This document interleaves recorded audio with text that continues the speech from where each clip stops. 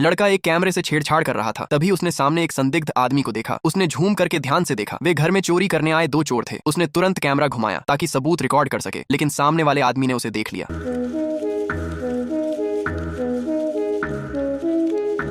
लड़का डर के मारे चीख उठा। माँ आवाज सुनते ही तुरंत वहां पहुंची, क्योंकि लड़का ऑटिज्म से पीड़ित था और सामने वाली महिला ने उसे धमकी भरा इशारा भी किया था। इसलिए लड़के ने माँ को कुछ नहीं बताया। माँ लगातार उसे समझाती रही, यहाँ तक कि वह सो गया। तभी अचानक दरवाजे की घंटी बजी। माँ नीचे जाकर देखने लगी। हैरानी की बात थी कि वही चोर वहां खड़ा था। उसने खुद को एक मरम्मत करने वाला बताया। संयोग से रसोई का एक उपकरण खराब था, इसीलिए माँ उसे अंदर ले आई। लंबे बालों वाले आदमी ने कहा कि उसे प्यास लगी है और उसने एक गिलास पानी मांगा। जैसे ही माँ वहां से गई, वह तुरंत लड़के के कमरे में घुस गया। जब माँ पानी लेकर वापस आई तो उसने उसकी सारी हरकतें देख ली। वह तुरंत उसके पास पहुंची और बेटे के कमरे में घुसने पर उसे डांटने लगी। इसी दौरान लड़का दोनों की बहस की आवाज से जाग गया। लंबे बालों वाले आदमी को देखकर वह डर के मारे चुप हो गया। यह देखकर उस आदमी ने अपना असली रूप दिखा दिया। माँ ने टेबल लैंप उठाकर उसके ऊपर दे मारा। फिर वह लड़के को लेकर बाहर भागी। दोनों अभी सीढ़ियां उतर ही रहे थे, तभी लंबे बालों वाले आदमी ने माँ को पकड़ लिया। माँ ने उसे जोरदार लात मारी और बेटे के साथ सुरक्षित कमरे में चली गई। वह चिल्लाकर बोला कि कैमरा मिलते ही चला जाएगा और उन्हें कोई नुकसान नहीं पहुंचाएगा। महिला कोई और परेशानी नहीं चाहती थी। उसने बताया कि कैमरा गुलाबी बैग में है। उस आदमी ने बैग से कैमरा निकाल लिया। तभी उसे अचानक एहसास हुआ कि उसका डेटा क्लाउड में भी सेव हो सकता है। उसने लड़के की माँ से कहा कि वह अपनी आंखों के सामने क्लाउड डेटा डिलीट होते देखना चाहता है, तभी वह वहां से जाएगा। अब माँ के पास कोई और रास्ता नहीं था। वह सिर्फ चाहती थी कि यह आदमी जल्दी चला जाए। लड़के की माँ लंबे बालों वाले आदमी को कंप्यूटर के पास ले गई और उसे खुद डेटा डिलीट करने दिया। अच्छी बात यह थी कि उसने अपना वादा निभाया और सचमुच जाने लगा। लेकिन तभी एक महिला ने उसे रोक लिया। वही महिला जिसने लड़के को धमकाया था। उसे देखकर ही उसकी खतरनाक फितरत का पता चल रहा था। माँ ने मौका देखकर मेज पर रखा फोन उठा लिया और तुरंत पुलिस को कॉल कर दी।